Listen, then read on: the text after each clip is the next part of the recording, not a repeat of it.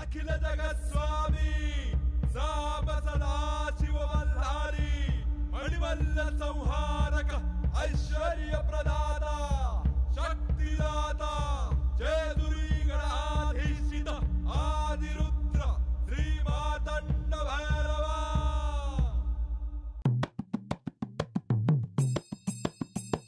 जय देवा जय देवा जय देवा जय देवा जय देवा जय शिव मातंडा।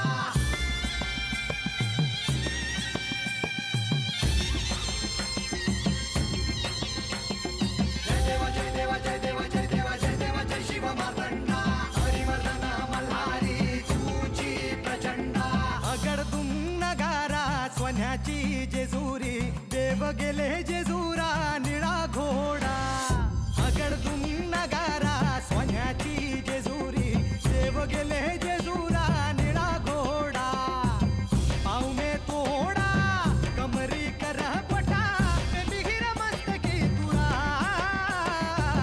खोबऱ्याचा कुटका भंडाऱ्याचा भडका बोल अहंकारा सदानंदाचा येळकोट सदानंदाचा येळकोट। जय देवा जय देवा जय देवा जय देवा जय देवा जय शिव मातंडा। जय देवा जय देवा जय देवा जय देवा जय देवा जय शिव मातंडा। हरिवर्धन मल्हारी तुझी प्रचंडा। जय देवा जय देवा जय देवा जय देवा जय देवा जय शिव मातंडा। हरिवर्धन मल्हारी तुझी प्रचंडा।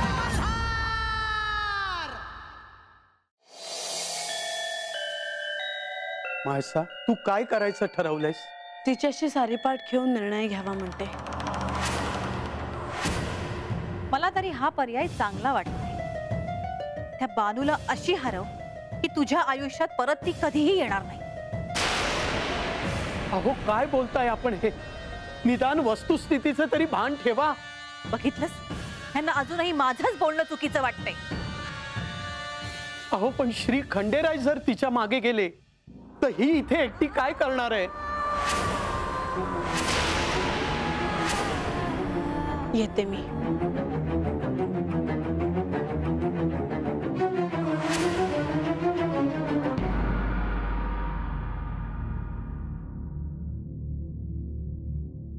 अरे आजा ये बस की बस। गंगे रांग्या कुठं आहे ग? गावामध्ये जाऊन येतो म्हणले, येतालच। आजा ए आजा ए ए आजा अरे हे गावात गेलो होतो गावात। आय आय आय काय लोक जमल्या तर हा देवाच्या दर्शनाला। ही गर्दीची गर्दी, जिकडं बघावं तिकडं माणूसच माणूस। आणि गणुबा काय म्हणला ठावाय का? या 4-5 दिवसात अजून लय लोक येत्याल जेजुरीत। हा वय का? पण असं हाय तरी काय जेजुरी मंदी? हाय का खुळ? अगं असं काय करतीयास? खंडोबाचं नवरात्र नाही वय आता, हा म्हणून जमल्या ती। अरे होय की र, देवाचं नवरात्र आलंय, विसरलेच होते मी। आता आपल्याला नवरात्राची तयारी करायला हवी नाही का रे आजा? हा आई पण मला काय बी ठावं नाही। अगं गंगे, अगं देवानी मनी आणि मल्ल या राक्षसासनी या दिवसात मारलं होतं बघ, म्हणून ही नवरात्र साजरी करतात। वय खंडोबा देवाचं दर्शन घेत्यात, पूजा करत्यात।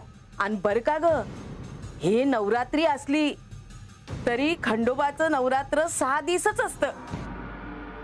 आणि 6व्या दिवशी पुरणपोळी, वांग्याचं भरीत आणि रोडगा करत्यात आणि निवेद दावत्यात। ओय आय, तुला आठवतंय का ग?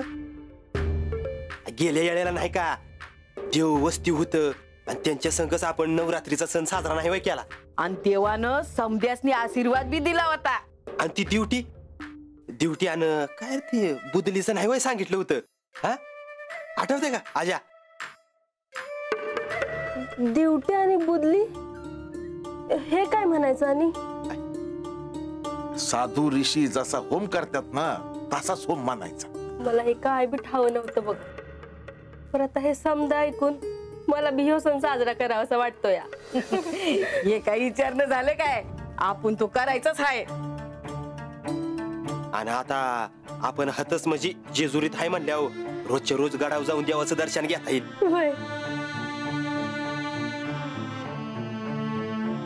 बानू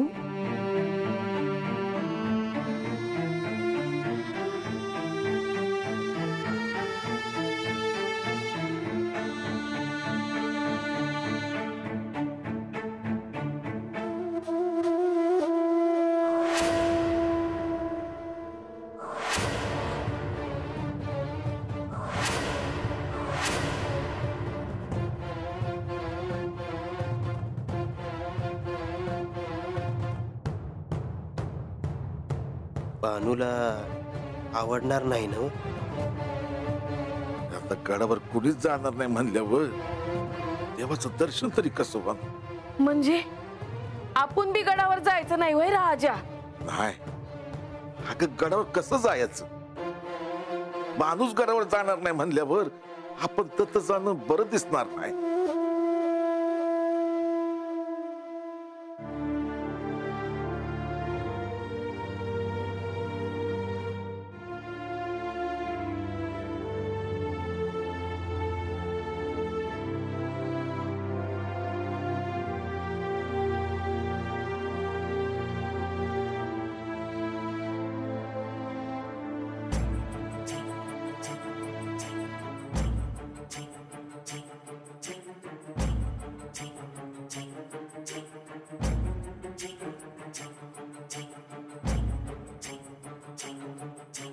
जीव घुटमळतो खंडराया तुम बिना असायो जीव घुटमळतो.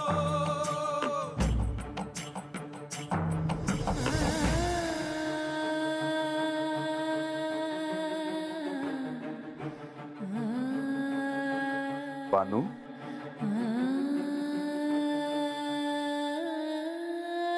बानू, अशी अस्वस्थ का दिसते आहेस? वय देवा. बानू, काय झालं? तुला सारी बाटाबद्दल काही समजून घ्यायचं आहे का?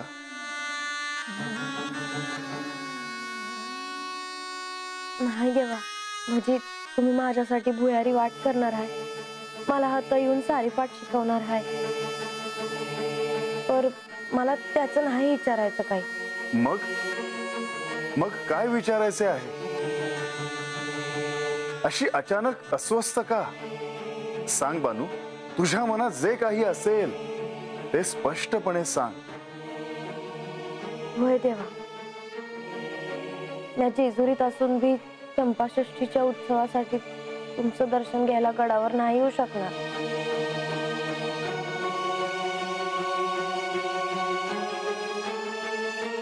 कारण बी तुम्हाच नीट हवं आहे. मला गडाची पायरी नाही चढता येणार, माझं त्याची नाही आवडणार नाही आलेली. बानू, तुला गडावर येता यावं म्हणून मी म्हाळसेला सांगेन, पण जर तू आली नाहीस तर अजामेळ, रंगा, गावकरी कोणालाही गडावर नाही येता येणार. त्याच लय वाईट वाटतं आहे बघा मला. त्यांना बी तुमचं दर्शन मिळायचं नाही. मग तुझा निर्णय मागे घे. कसं घेऊ मागत तुम्हीच सांगा देवा. एवढा मोठा उत्सव आहे, उगा माझ्या पायी आनंदावर इर्जन नग. बानू, मी तुला संदेश पाठवीन. उगा माझ्या पायी तुम्हाला त्रास नग देवा. मी हातनच तुमचं दर्शन घेईन. बानू, चंपाषष्ठीच्या या शुभ प्रसंगी तुला माझे दर्शन घेता येईल. वय देवा, मी वाट बघीन तुमच्या निरोपाची. आणि बानू, मला अजून एक तुला सांगायचे आहे. लवकरच तुझ्यात आणि म्हाळसेमध्ये सारीपाटाचा खेळ खेळला जाईल अशी चिन्ह दिसत आहेत.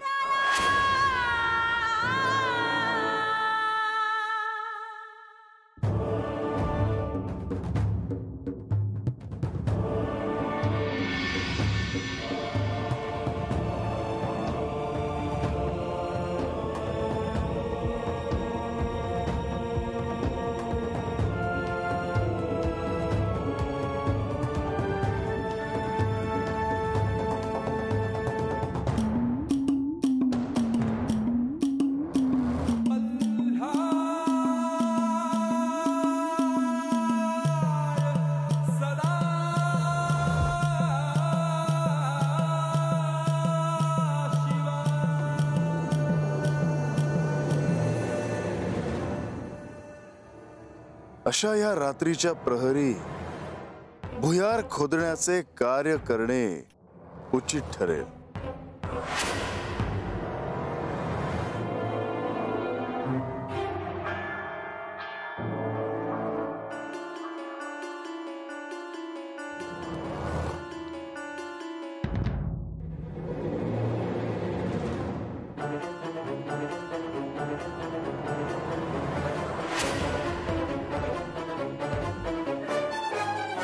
देवा,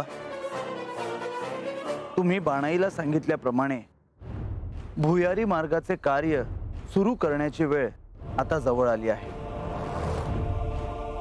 होय प्रधानजी, मी देखील त्याचाच विचार करत होतो. अशा ह्या रात्रीच्या प्रहरी हे कार्य करण्याची वेळ उचित वेळ ठरेल. होय देवा. प्रधानजी, हे कार्य अत्यंत महत्वाचे आहे आणि त्याही पेक्षा हे कार्य गुप्तपणे होणे हे देखील अत्यंत महत्वाचे आहे. जर ही वार्ता कोणाला कळली आणि नकळत म्हाळसेपर्यंत गेली तर काय अनर्थ होईल हे सांगायला नको. म्हाळसेने ह्या सर्व गुप्त वार्ता तिच्यापर्यंत पोहोचाव्यात अशी व्यवस्था केली आहे. आपण निश्चिंत असावं देवा, ह्याबद्दल कुणालाही कळणार नाही. देवा, अंतःपुरात भुयार खोदण्यासाठी मी एक जागा निश्चित केली आहे. तुम्हाला ती मी दाखवू इच्छितो. प्रधानजी, तुम्ही ही जागा निश्चित केली आहे ना, तर मग मला बघण्याची काय आवश्यकता आहे. देवा, भुयार खोदण्यासाठी किती कालावधी द्याल. प्रधानजी, जितक्या लवकर हे भुयार खोदून होईल तितकाच अधिक वेळ मला बानूला सारीपाट शिकवण्यासाठी मिळेल. होय देवा, सुरुवातीला मोजकीच माणसं घेऊन कार्य सुरू करण्यात येईल. एकदा जमिनीच्या आत गेलो की अनेक माणसं त्यावर कार्य करतील आणि अल्पावधीत हे कार्य पूर्ण करण्याचा आम्ही प्रयत्न करू. प्रधानजी, तुम्ही आहात म्हणून मी निश्चिंत आहे. देवा, येतो मी. माधवा, मी माझ्यासाठी तुम्हाला कष्ट देतो आहे याची मला जाणीव आहे. देवा,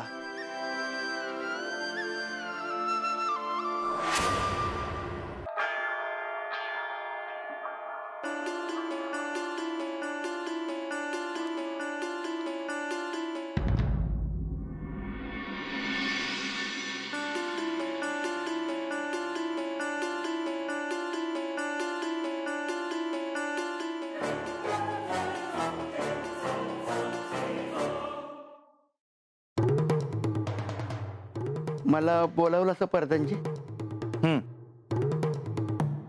देवांची आज्ञा असलेलं कार्य आरंभ करण्याची वेळ आली आहे. होय प्रधानजी. सगळी तयारी झाली आहे ना. वय समधी माणसं तयार आहे ती, परंतु काय गणोबा, काही समस्या आहे का. नाही म्हणजे म्हाळसा देवीसनी कळणार नाही असं काम करायचं आहे असं म्हणलं असं तुम्ही. तशी माणसं बी तयार झाली आहे ती, पर काय काम आहे ते सांगितलं नाही बघा तुम्ही. गणोबा, माणसांना बोलवा. भाईजी.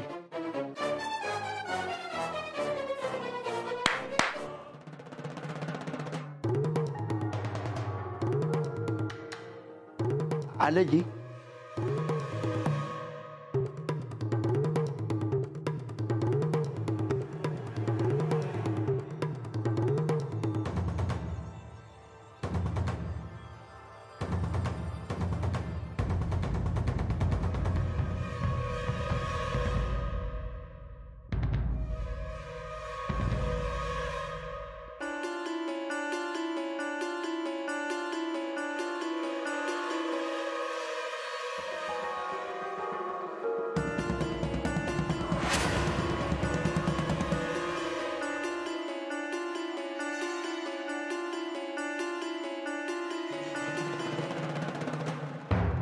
चला बिकी बिकी चला.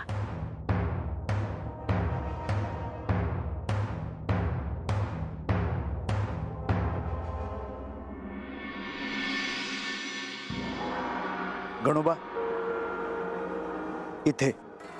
इथून गुप्त भुयाराला सुरुवात करा. पर हत्त कुणाच्या ध्यानात आलं तर? ही श्री म्हाळसा देवींची येण्या जाण्याची वाट आहे, म्हणूनच कुणाच्याही लक्षात येणार नाही. जोपर्यंत भुयाराचा मुख्य प्रवेश तयार होत नाही तोपर्यंत काळजी घ्यावी लागेल. त्यानंतर काही काळजी करण्याचं कारण नाही. मग करायची का सुरुवात? तात्काळ. ये हाना टिकाव.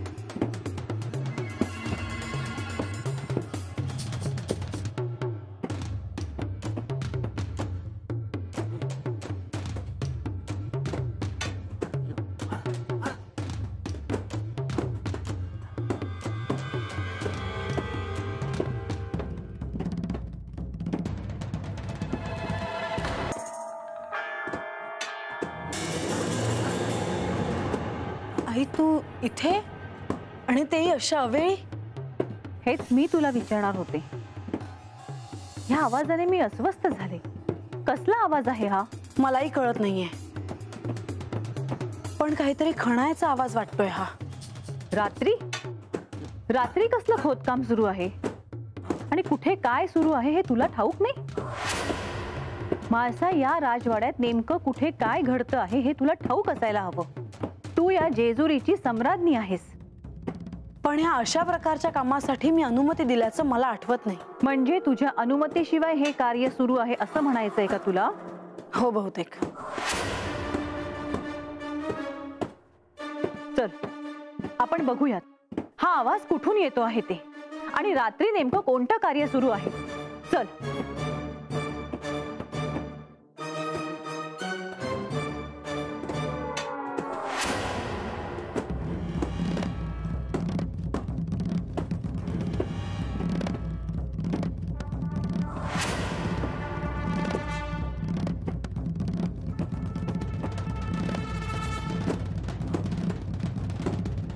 म्हाळसा, एक विचारायचं होतं. विचार. या सारीपाटाच्या खेळाचा तू पुढे काही विचार केलायस की नाही? अजून काही निर्णय नाही घेतलाय मी. काय करू काही कळत नाहीये मला. माझं ऐक. तू आता काही केलं ही संधी सोडू नकोस. म्हाळसा, तू उत्तम सारीपाट खेळतेस. याआधी तू ह्या सारीपाटात साक्षात श्री खंडेरायांना हरवलेस. तुझ्या कौशल्यापुढे त्या बानूचा काय टिकाव लागणार? खूप काही गमावलंय मी या सारीपाटाच्या डावाने आई. आणि पुन्हा तो खेळ खेळायचा म्हटलं की क्षणात मला सारं काही आठवून जातं. पण आता ह्यापेक्षा तुझ्या पुढे दुसरी नामी संधी चालून येणार नाही. एकदाच काय तो हा डाव होऊन जाऊ दे. त्या बानूला तुझ्या संसारातून कायमची दूर करून टाक. हो आई. आई, हा आवाज आता अधिकच वाढत चालला आहे. आपल्याला लवकरच तिथपर्यंत पोहोचायला हवं. हो.